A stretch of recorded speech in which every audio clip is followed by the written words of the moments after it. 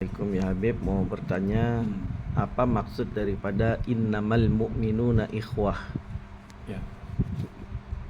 Qala Allah Subhanahu wa taala, ayat yang baru dibaca itu tadi daripada ayat Quran. Ya, Allah Taala terang-terang Allah Taala berfirman dengan firman-Nya, innamal mu'minuna ikhwah, bahwasanya orang-orang yang beriman itu bersaudara. Macam kita sekarang ya bersaudara, tapi adakah betul kita bersaudara? Ataupun sekadar assalamualaikum, waalaikumsalam, itu saja ke apa?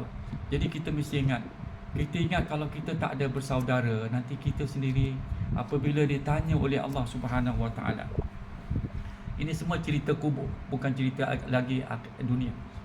Kita masuk dalam kubur ini kan ada soalan-soalannya. Man rabbuka wa man nabiyuka, ya, wa ma qiblatuka wa man ikhwanuka. Antaranya lah ya daripada soalan-soalan itu. Cuba cek soalan-soalan dia kubur yang malaikat Munkar Nakir akan soal. Antaranya itu wa man ikhwanuka. Siapakah saudara-saudara kamu? Takkan kita bilang saudara kita adik-beradik saja. Yang kita ni berapa banyak berjumpa muka orang sana, orang sini, yang orang Islam sini, orang Islam. Ada tak kita bersaudara? Ataupun sekadar assalamualaikum saja? Kalau kita sekarang tidak mau ingat ya pesanan ini, maka kita akan rugi nanti dunia akhirat. Kita bilang this is not my brother, this is not my friend. Ya, kita nak ingat gitu. Kita kalau bersaudara ya tidak akan rugi. Kita jangan putuskan hubungan kita dengan saudara kita. Pertama, saudara kita jangan anggap musuh kita. Jadi orang-orang yang ada saudara nanti banyak pertolongan Allah Subhanahu wa taala.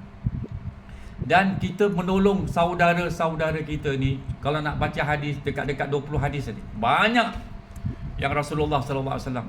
Insya-Allah satu hari nanti Habib akan bacakan ya macam mana kelebihan orang-orang yang suka menolong saudaranya sesama Islam. Saudaranya. Jadi kalau kita menolong orang ya, insya-Allah Tuhan akan tolong kita.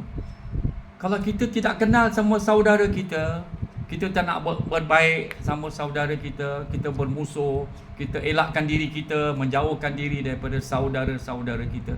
Jadi kita nanti apa akan ditanya oleh Allah Ta'ala ya, dan malaikat-malaikat akan tanya macam mana nak kita nak jawab. Apa yang kita nak jawab itu? Who is your brothers in Islam?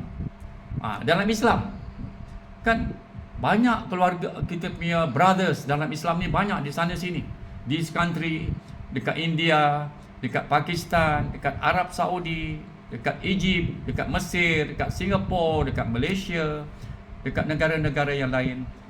Jadi kalau kita ada bersaudara ya, kita mendengar orang-orang tu dalam kesusahan, kita memberi support, kita beri pertolongan.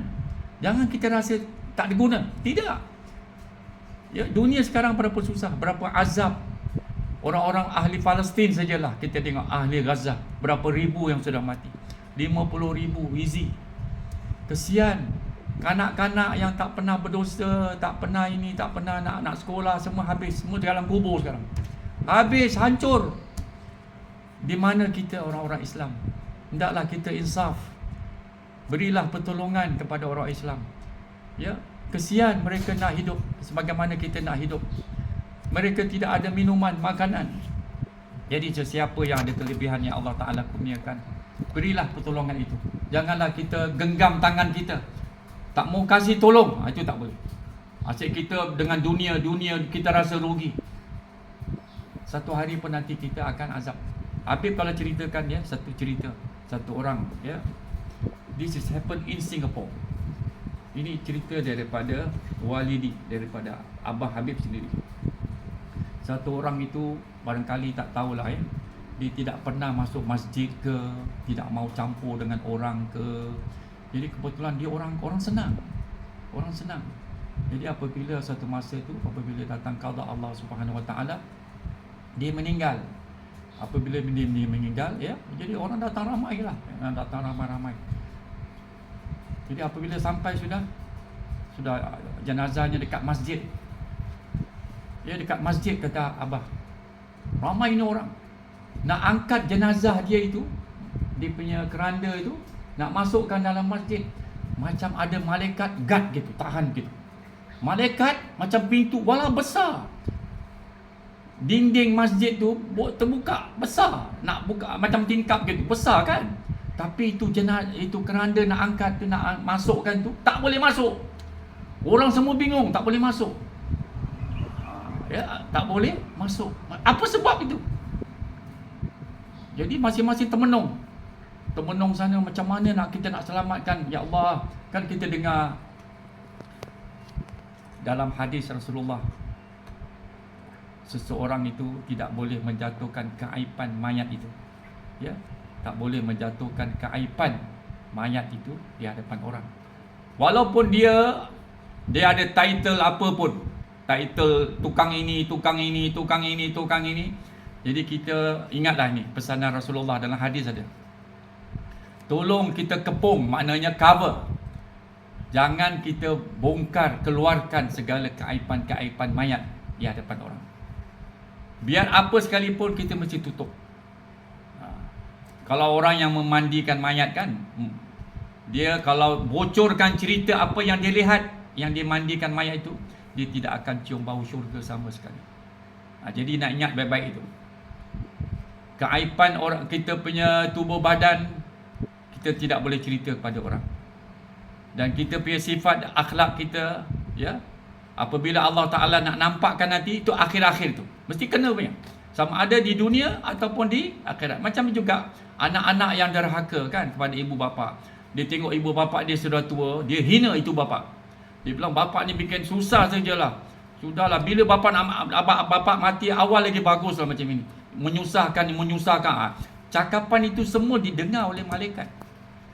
Kita patut bangga. Kita kalau boleh nak dokong ibu bapa kita tu. Kalau boleh lah.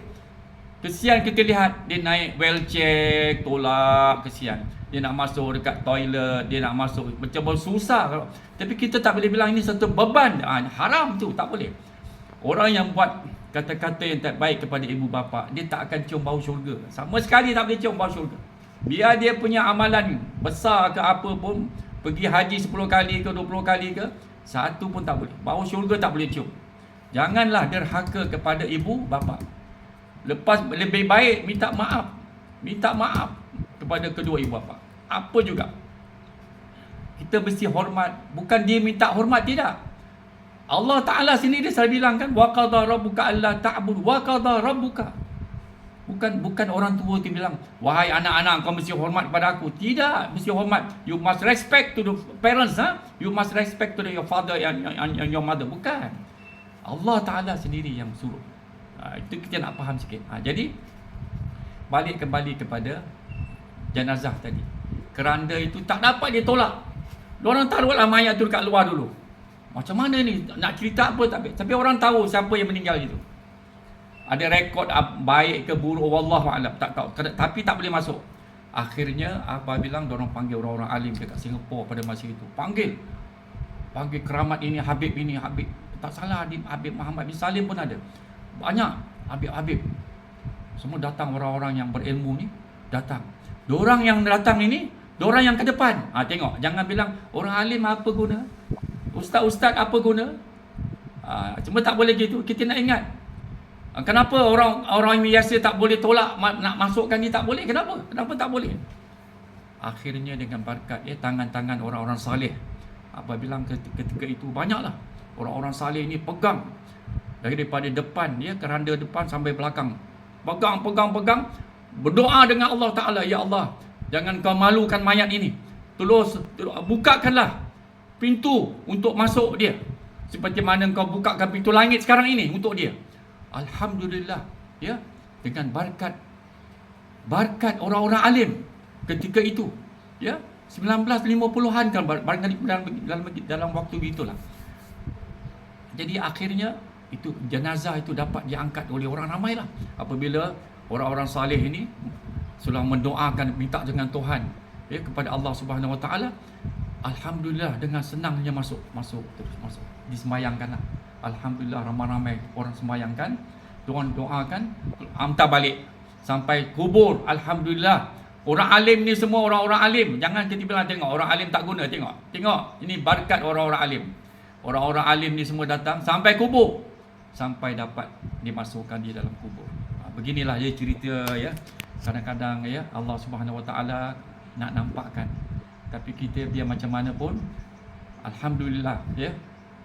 Mudah-mudahan kita Allah Taala beri kita kurniaan sihat dan afiat dan selamat akidah kita, dan kita yakin dengan Allah Subhanahu Wa Taala supaya ya roh kita kalau kembali kepada Allah Taala pun dengan diterima dengan baik dan dicurahkan kita semua dengan maghfirah dan keampunan daripada Allah Subhanahu Wa Taala. Sekian, wassalamualaikum warahmatullahi wabarakatuh.